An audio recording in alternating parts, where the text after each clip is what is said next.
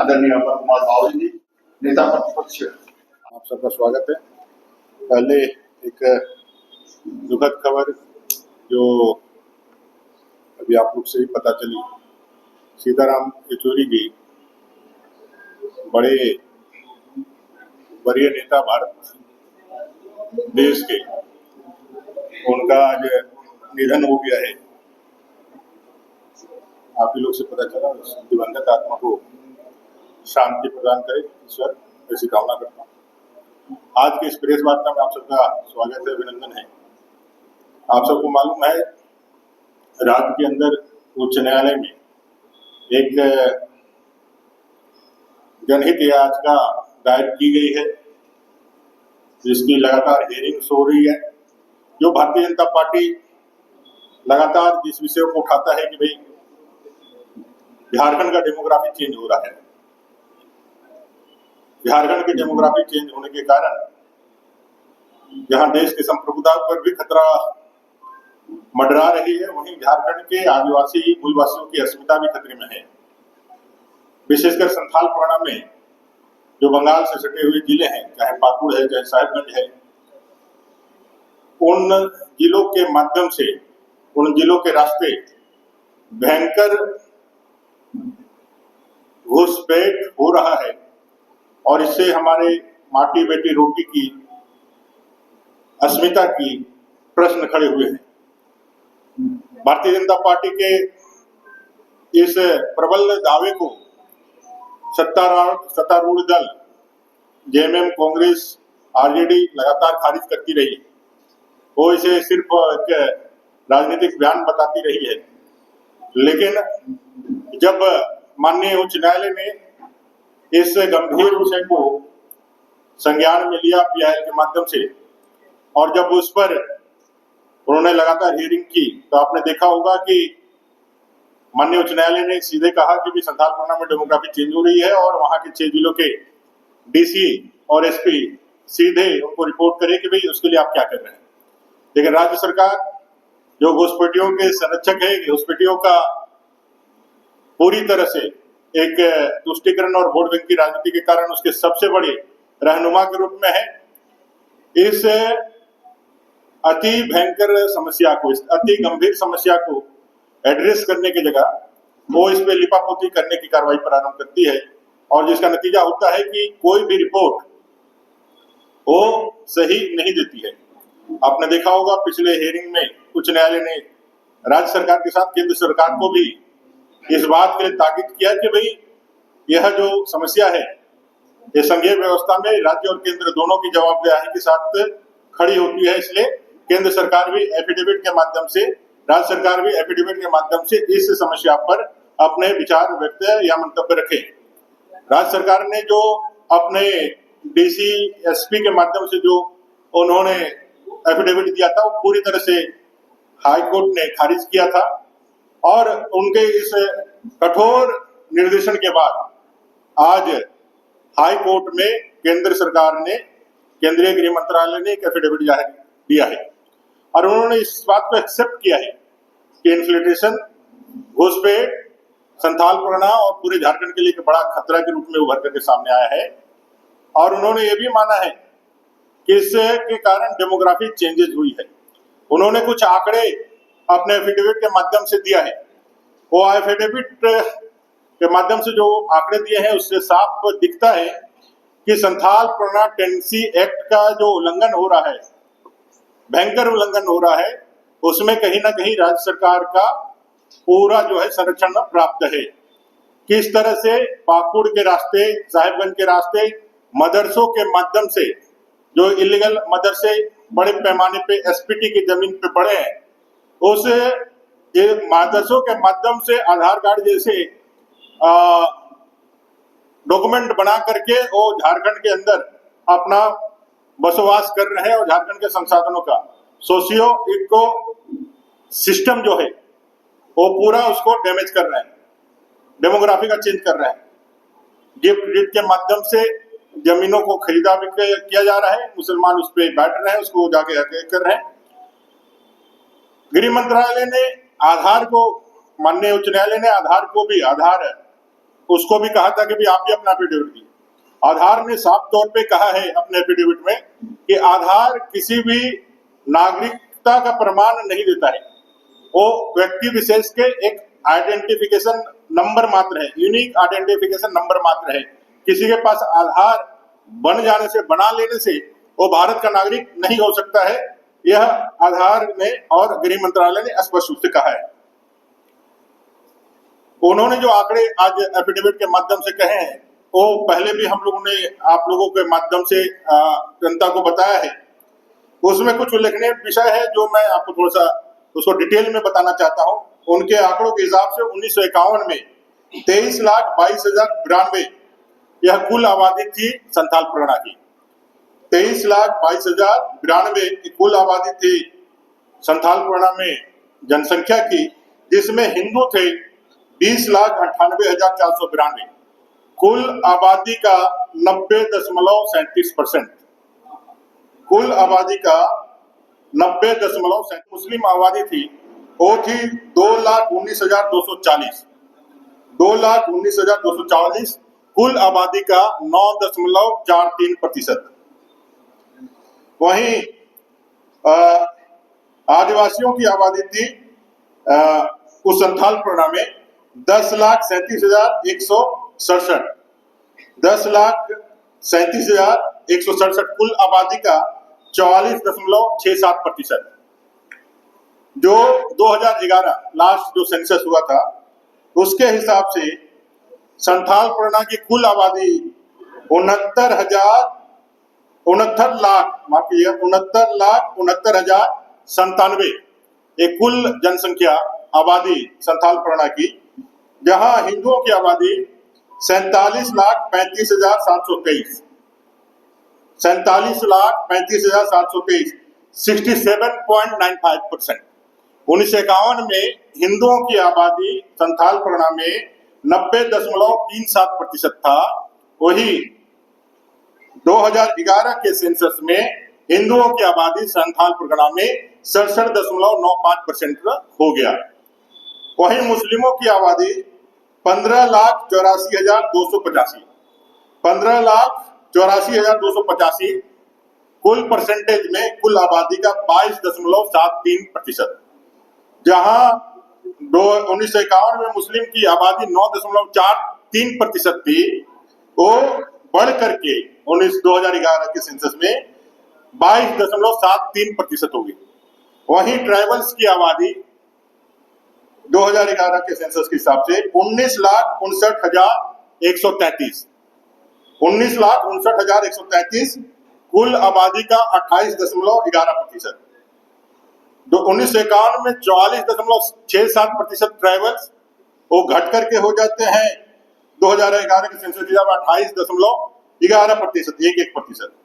पूरे देश में 1951 के जनसंख्या आजादी के बाद हिंदुओं का जो जनसंख्या का गिरावट है वो अनुपातिक रूप में 2011 में पूरे देश में दर्ज किया गया है, वो है 4.28%।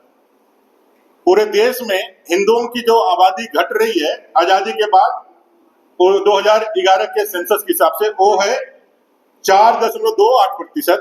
वहीं संथाल परगना में जो हिंदुओं की आबादी घटी है उसका रेशियो है 22.42%, 22.42%। आप इन बात को समझिए कि भाई यह नैसर्गिक रूप से जनसंख्या के प्रति नहीं है, यह नेचुरल तरीके से नहीं है। इसका मेजर कारण है वो है इलीगल इमिग्रेशन। वो जो अवैध तरीके से घुसपैठिए बंगाल के रास्ते घुस करके यहाँ जो स्थापित हुए हैं, जिसका लॉन्चिंग पैड मुर्शिदाबाद होता है। कई बार आप लोगों ने इस विषय पर रखा है कि मुर्शिदाबाद के रास्ते घुसते हैं और फिर मदरसों के माध्यम से पूरे राज्य के अंदर वो अपने फैलते चले जाते हैं, और इसके कारण सोशियो इकोनॉमिक जो उनका जो है वो पूरा ये चीज चल रहा है। भारत की सरकार ने राज्य सरकार को कहा है, it is humbly submitted that the state government of Jharkhand is duty bound and fully empowered to tackle the problem related to illegal immigrants, as power to deal with such cases has been delegated to them in accordance with the provisions of the Constitution. A state government of Jharkhand has constituted the committee for identification and deportation of overstaying foreigners under the chairmanship of additional chief secretary. उन्होंने कहा है कि भी एक झारखंड की सरकार के पास एक कॉन्स्टिट्यूशनल पावर है कि ऐसे लोगों को चिन्हित करके डिटेन करके उसको वापस भेजे, और इसके लिए वो कोई भी इस लेवल के chief secretary, under chief secretary, इस लेवल के किसी भी पदाधिकारी के माध्यम से आप कमेटी बना करके उसको डिटेन करिए, उसको आइडेंटिफाई कीजिए, डिटेन कीजिए, डिपोर्ट करिए, ये उनके पास है।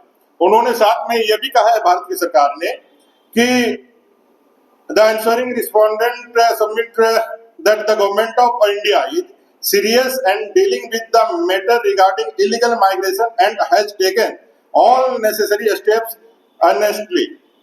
उन्होंने साफ तौर पे कहा है कि भारत की सरकार इस गंभीर मसले को समाधान के लिए अपने हाथ में पूरा ताकत रखती है। भारत की सरकार के पास यह पूरा अपना ताकत है कि हम ऐसे लोगों को चिन्हितीकरण भी करें और इसको डिटेन भी करें। यह भारत सरकार के पास वो उनके लिए यह कोई बड़ा इशू नहीं है। अगर वो यदि राज्य की सरकार जो प्रिमिनरी इन सब चीजों का संघीय व्यवस्था में, उनके जुरिडिक्शन में, उनके क्षेत्राधिकार में ये सारे विषयों को डील करने का अधिकार है, अगर वो नहीं कर पाते हैं तो अपने पास सफिशिएंट मैकेनिज्म भी है और सफिशिएंट अपने पास ताकत भी है कि ऐसे अवैध तरीके से यहाँ रह रहे बांग्लादेशी घुसपैठियों का हम चिन्हितीकरण करके उसको डिटेन करके डिपोर्ट कर सकते हैं। और इसके लिए उन्होंने अपने आप को प्रस्तुत भी किया है और उन्होंने कहा है कि नेशनल रजिस्टर होना चाहिए, एनआरसी भी जो है उसको भी माध्यम बनाया जा सकता है। आधार कार्ड एक जो है वो आधार कार्ड सिर्फ यूनिक आइडेंटिफिकेशन के लिए ही है, एनआरसी ही किसी को रजिस्टर्ड नागरिकता से जोड़ सकता है। तो ये अपने केंद्र सरकार ने, गृह मंत्रालय ने कहा है। फिर मुझे लगता है कि पूरी जानकारी मुझे नहीं है, लेकिन जितने मुझे जानकारी मिली है, राज्य सरकार अभी भी समय चाह रही है कि उनको अपना से या अपना पक्ष रखने के लिए सरकार माने माननीय न्यायालय उनको समय दे। हाई कोर्ट ने कहा है, माननीय न्यायालय ने कहा कि आप कमेटी बनाइए और कमेटी फॉर्मेट करके इसको आगे बढ़ाने का काम करिए।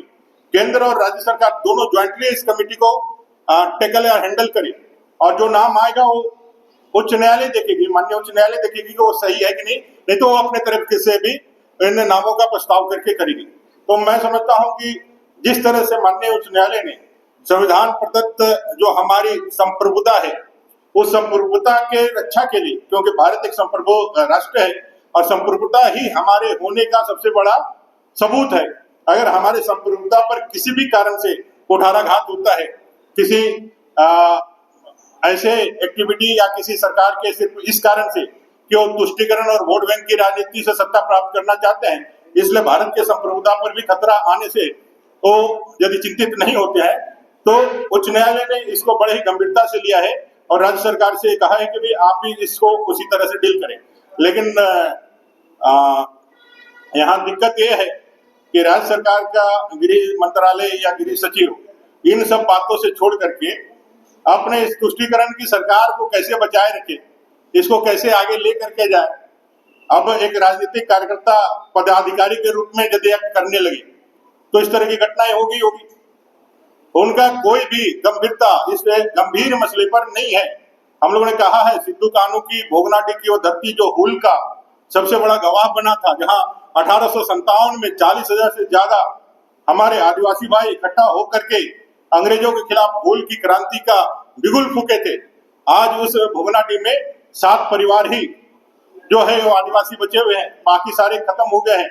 ये एक जीता जागता सबूत है रोटी बेटी माटी के खतरे के लिए। और उच्च न्यायालय ने इस गंभीर मसले को, जो भारतीय जनता पार्टी एक राजनीतिक दल होने के नाते हम बराबर उठाते रहते थे, आज माननीय उच्च न्यायालय के शपथ पत्र में केंद्र सरकार ने इसको दिया है। और मेरा भी अपील और मांग रहेगा इस राज्य सरकार से कि राजनीति में अपने पदाधिकारियों को ना झोंकते हुए उनको उनका काम करने दीजिए। आप अगर राजनीति में नहीं सक रहे हैं, अगर आपके दल में कोई राजनेता ऐसा नहीं बचा है कि वो भारतीय जनता पार्टी का मुकाबला कर सके, तो फिर आपको जनता हराएगी। आप पहले ही आप ले डाउन कर दिए। पदाधिकारियों को, असंवैधानिक पद पर बैठे हुए व्यक्तियों को आप आगे बढ़ा करके राजनीति खेलने के लिए और राजनीति के चीजें करने के लिए भेजेंगे, तो इससे भारतीय लोकतंत्र और लोकतंत्र की परंपराएं ही ढीली होगी, उसमें ही घुन लगेगा, जो किसी भी एक संप्रभु राष्ट्र के लिए अच्छा नहीं होगा। संविधान ने हमें तीनों को अलग तरीके से काम करने के लिए और तीनों को एक दूसरे को बैलेंस के साथ समन्वय बना करके देश को आगे बढ़ाने के लिए ताकत दिया है। न्यायपालिका, कार्यपालिका और विधायिका तीनों एक साथ आगे बढ़ सके, ऐसा हमारे संविधान ने हमें ताकत दिया है। उस पे कोई ओवरलैपिंग ना करे, ये राज्य सरकार को भी समझना चाहिए और उसके पदाधिकारी को भी समझना चाहिए कि आप कोई पक्षपात नहीं कर सकते हैं। आपको जब ट्रेनिंग दी जाती है तो आपसे यही उम्मीद की जाती है कि आप एक निर्व्यक्तिक रूप में आप काम करेंगे। जो भी शासन प्रशासन से विद इन लॉ जो आएगा उसको एग्जीक्यूट कराना ही आपका काम है। विदाउट लॉ जाकर के आप काम करने लगेंगे तो अराजकता फैलेगी और राज्य की सरकार अपने निश्चित हार को देख करके अपने पदाधिकारियों को अपने राजनीतिक एजेंडे के प्रतिपूर्ति का माध्यम बना रही है। आज इस प्रेस कॉन्फ्रेंस में आप सब लोग आए, इसके लिए आप सबको बहुत धन्यवाद। हम लोगों ने कहा है कि भाई आप एक राज्य के होने की भूमिका में निभाइए। एक मूल कारण है उस पूरे संथालपना में एसपीटी के रहते हुए भी आज आदिवासी आबादी का घटाव हुआ है और आदिवासी आबादी का घटाव के कारण आज पूरा संथालपना का डेमोग्राफी बदल गया है। यह मूल कारण है और इसका मूल कारण का मूल्य यह है, देखिए कोई भी धर्म मानने का हमें संविधान का अधिकार है। हम कोई भी, संविधान हमें मौलिक अधिकार के रूप में देता है कि हम कोई भी धर्म या उपासना हम स्वीकार कर सकते हैं। लेकिन अगर मेरे इस संप्रभु राष्ट्र के अंदर कोई बाहरी विदेशी आकर के बैठ करके हमारे संसाधनों का उपभोग करता है, हमारे अवसरों को लूटता है, तो कंसर्निंग उनके लिए है। अगर माइग्रेशन, इमिग्रेशन के लिए, इलीगल इमिग्रेशन के कारण हमारा जो डेमोग्राफी चेंज हो रहा है, तो वो हमारे लिए ज्यादा हमारे लिए कंसर्निंग है एक राज्य के रूप में। वो पूरा अधिकार है एक स्टेट के रूप में जो संविधान के माध्यम से इनको मिला हुआ है। और स्पष्ट रूप से होम मिनिस्ट्री ने अपने एफिडेविट में कहा है, उन्होंने ये भी कहा है कि मैं जो आंकड़े बता रहा हूँ, तो जो एफिडेविट दिया है 2011 के सेंसस का ही है। हम ये नहीं कह रहे हैं कि ये आज हुआ है, हम ये कह रहे हैं कि वर्तमान की सरकार उस पे जो है लीपापोती करने के लिए खड़ी है। वर्तमान की सरकार इस गंभीर मुद्दे को एड्रेस करने से ज्यादा अपने वोट बैंक के रूप में उसको संतुष्ट करने में ज्यादा अपने आप को प्रस्तुत कर रही है। हमारा यही कहना है कि जो आज अगर यदि भारतीय जनता पार्टी यह मुद्दा सिर्फ उठाती तो आप तो ऐसे ही हमें खारिज कर देते, आप सहित पूरा विपक्ष। लेकिन अब चूंकि यह मुद्दा भारत का न्यायपालिका उठा रहा है, माननीय उच्च न्यायालय उठा रहा है, अब इससे ज्यादा फॉर्म क्या हो सकता है। उसके बाद भी माननीय उच्च न्यायालय के जो टिप्पणी है, उनका जो वक्तव्य है, उस पे भी लोग जो है अपना डालने के लिए, उस पे भी पर्दा डालने का एक प्रयास कर रहे हैं। इससे ज्यादा और मुझे लगता है कि शर्मनाक बात क्या हो सकती है। आप चीजों को जब तक एक्सेप्ट नहीं करिएगा, आप चीजों को जब तक एक्सेप्ट नहीं करेगा, उसका रेमेडी नहीं हो सकता, उसका उपचार नहीं हो सकता है। राज्य सरकार के साथ यही सबसे बड़ा प्रॉब्लम है। भारत की सरकार ने इसको एक्सेप्ट किए और इसके रेमेडी के लिए रास्ते खोजे हैं। उन्होंने बताया संविधान में क्या ताकत है और उन्होंने अपना कमिटमेंट बताया है कि ये काम प्रिलिमिनरी जो है प्राथमिक तौर पे राज्य सरकार का है। अगर राज्य सरकार नहीं कर सकती है तो हम करेंगे। ये भारत की सरकार ने किया। राज्य सरकार को भी आगे बढ़ करके इसको कमिट करके, इसको सिर्फ ओवरसेडे या फिर इसको टाइम टाल करके नहीं, इस पे अपना कमिटमेंट दिखाना चाहिए।